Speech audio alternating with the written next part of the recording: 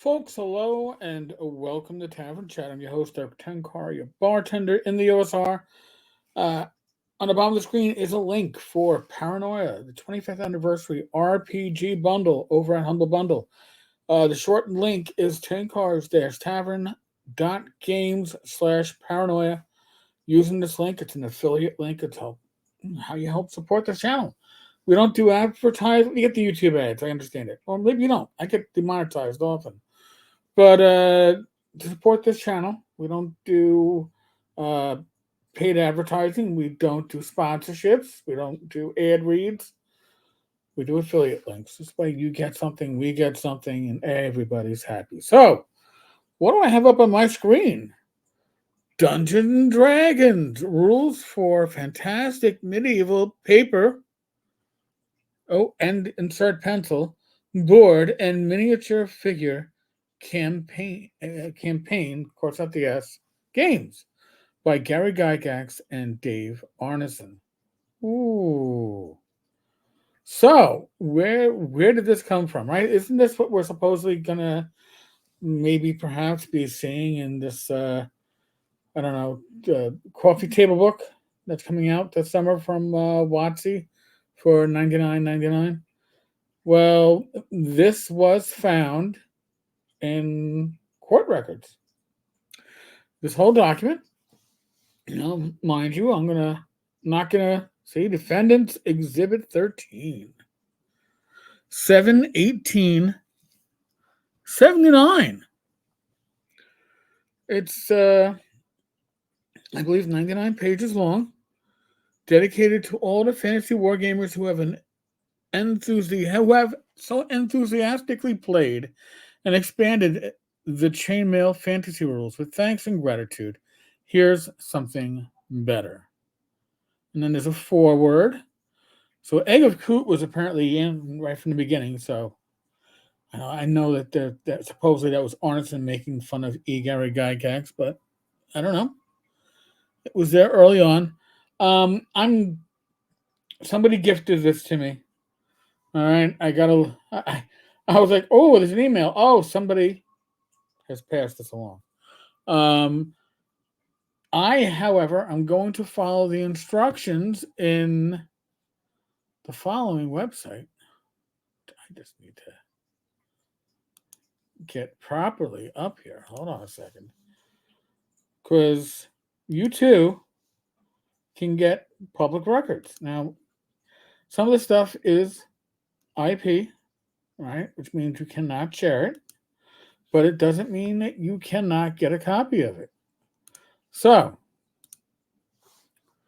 at this blog, and I will leave a link to this blog, this Chance End Circumstance, chanceend.com, because this is the individual unveiling the past, a journey through the July 1973 draft and D&D's foundational saga.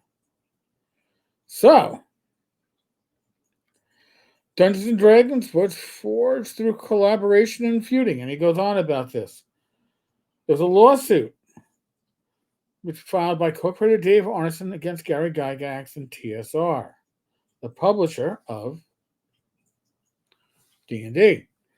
Quotes from Dave Arneson and Gary Gygax that launched the researchers' research into their creation.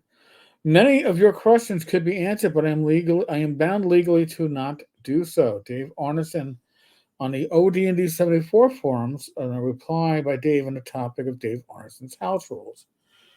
Unfortunately, I cannot explain this in a way that will satisfy your readership. It is all covered in court documents that are presently sealed. Any comments that I make are in violation of those settlements. Okay. And that was another Dave Arneson quote. For my part, I am satisfied with whatever credits others care to assign to me, and I believe my work speaks amply for itself. That was Gary. So the author here did a deep dive.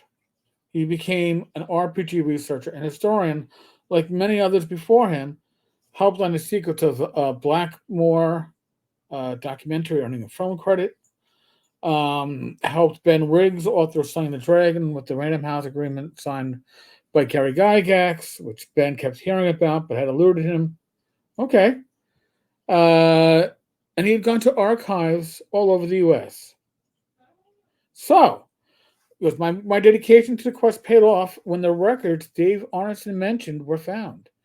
Fortunately, the case was deemed important. Otherwise, like so many other documents, I would have been too late and the documents destroyed.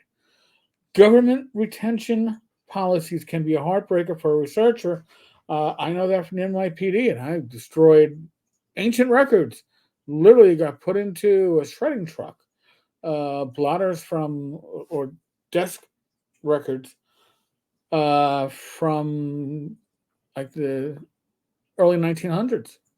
I mean, you would think that this would be historical in nature, but it's just stuff that you can only store so much back then. Right now, you can digitalize stuff.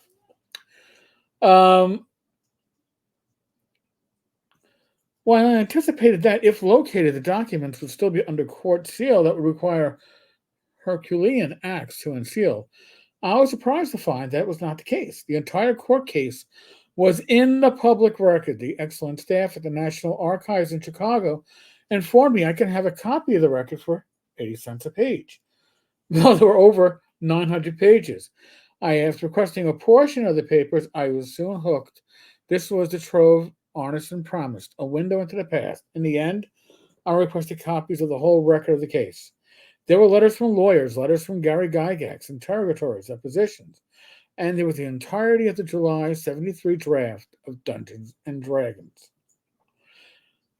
Now, to commemorate the 50th anniversary of D&D, I decided to share something extraordinary with fellow enthusiasts and scholars alike. A rare find that shined a light on the game's early days and the legal battles that shaped its future. People who love this game should have access to read the documents directly, not only through my or someone else's lens. And the court records are public records, so the public should be aware they are available. I'd always intended to one day point to just where they are, just as John Peterson pointed out his source for many of the zines he referenced are in Bowling Green University's archives. The 50th anniversary of D&D and the birthplace of role-playing games, like the right time. Seems like the right time. On February 12th, I shared on the OD&D discussion forum, better known as OD&D 74, that I copied the draft and for members to ask me anything about it, as well as the location of the federal court case records, which are public records, and who to contact to view them. Having and studying a copy of these documents was amazing, but does not compare to the reward of watching and participating in discussions with other enthusiasts and historians. D&D and game design research is best done as a team sport with collaboration. Sharing this discovery brings a mix of emotions, the thrill of revealing a hidden gem and relinquishing a closely guarded secret that once felt like my precious treasure. I can see that. The centerpiece of this revelation is a copy of the July 73 D&D draft, a document that provides an unparalleled glimpse into the game's development. In the spirit of sharing and recognizing the importance of this historical document, I've decided to guide others on how they might access this piece of history. I'm going to link this article, folks. It's going to be in the show notes. I will also make it a pinned comment. You should go and do this if you have any interest in the history of this game. I'm going to be doing this later on today. So I'm going to send the email. The treasure is housed at the National Archives at Chicago. You can visit the archive and review it in the research room at 7358 South Pulaski Road, Chicago, Illinois. The research room at the National Archives at Chicago is open by appointment only, Monday through Friday, 9 a.m. to 4 p.m. Or you can write or email to request a copy, chicago.archives@nara.gov. There is no longer a fee as the files have been digitized. The information needed to identify the records are David L. Arneson versus Gary Gygax and TSR Hobbies, Incorporated, U.S. District Court, District of Minnesota, 4th Division, Civil Case number 4-79-109, and National Archives Identifier 2001-85-170. Be nice to the staff at the archive. They are fantastic. The staff at the National Archives at Chicago informed me that scans of the full set of records will be included on their website by March 15th, 2024. So, and that's going to be a link. Wow. Folks, read this blog post, give him some traffic, chance and circumstance. He's done a solid for all of us. Like I said, I have a copy of the PDF. Somebody sent me this version of the draft copy of the rules, but I want to see that court case. I want to read it. I want to see what was said. There are going to be some hidden gems in there. And if the cost is just email or going to a website on March, in the middle of March, come on, folks. This is history. This is our history, our gaming history. So, folks, on that note, be safe, be well. God bless. Roll the dice, roll them well. Live stream Wednesday night, 8 p.m. I'm sure we'll discuss this. However, Chance and Circumstance is the website. I will link it. Give them the traffic. Reach out to the archives. They're going to realize that people are going to want this. They're going to probably just, here, have it all. All right, folks. Oh, and again, the affiliate link. It's on the bottom of the screen. Good night. God bless.